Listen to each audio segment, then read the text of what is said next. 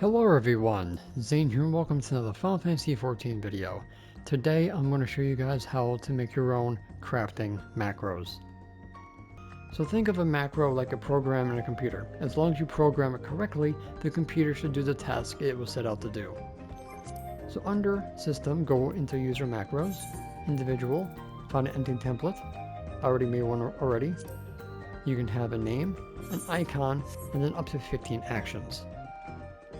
So the first thing you do is do /AC for action, space, parentheses, your action, a space if it requires it, end the parentheses, space, lesser than sign, wait, 0.3 for actions, 0.2 for buffs, and then the greater than sign, and then go to the next one. And then you do again, AC, put your buff, and then put 0.2, and then your action again, 0.3. And then you'll put it into your hotbar here. Now if you used a macro accidentally outside of a crafting, then you'll get this prompt and the macro will go as if it was crafting itself. Now if you go into a craft while this is going, it will take over as soon as possible. So make sure that you're in a craft before you hit the button. After this, I'll show you guys how to do sound effects at the end of your rotation to let you know when your craft is done, just in case you want to go into another room or go to the bathroom while you're crafting. So sound effects are pretty easy. You want to do /echo, and then you put your sound effect in the lesser and greater than sign. So SE for sound effect, 0.1, 2, 3, 4, whatever sound effect that you want. And then it'll go off, just like that.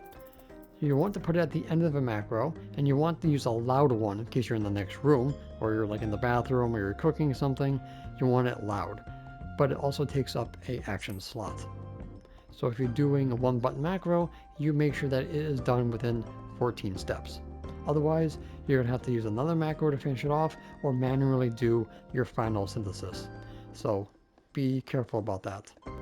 So if you want to put it into a macro for crafting,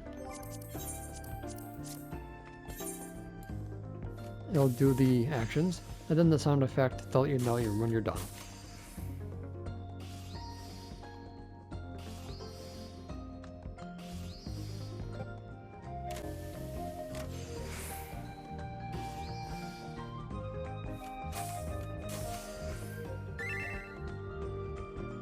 And there you go. Now let's talk about macro canceling. So let's say you have a macro that you accidentally used, but it was the wrong one. In most cases, macros will have an ability that can only be used on the first steps, like muscle memory or reflect. Okay, let's go into a craft now and do that. So let's put the other macro in. So let's say you do the macro with muscle memory.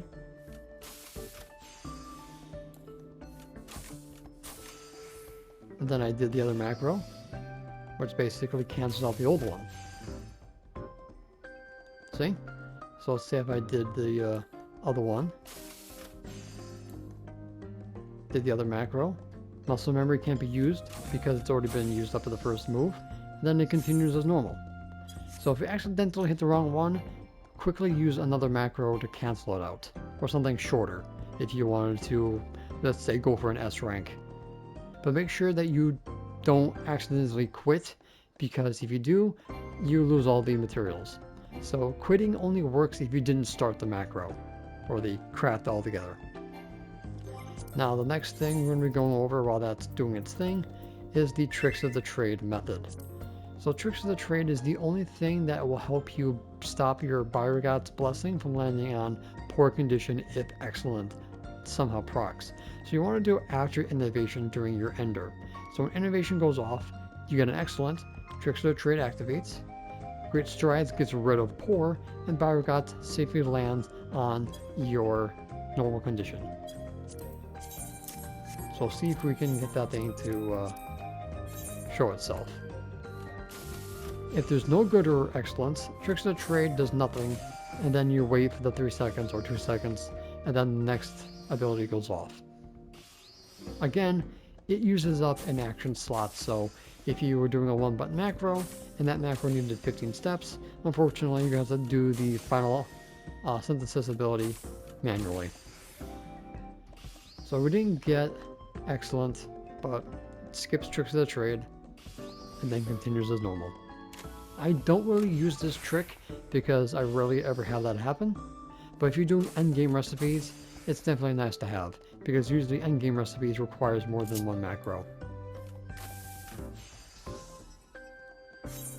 And that's basically everything you really should know on how to make your own crafting macro.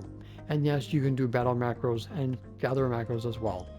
But for battle macros, you probably just want to do one for healers, so your co-healer knows which one is raising who, or provoke and shirk and all that stuff, but that is for a separate video.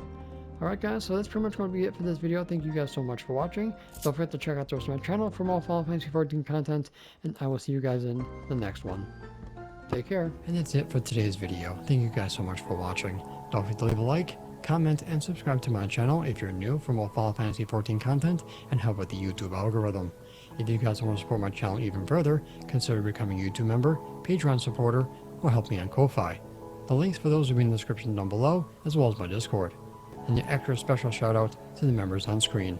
So until next time, may you forever walk in the glorious light of Lord Bahamut, and always remember to keep forging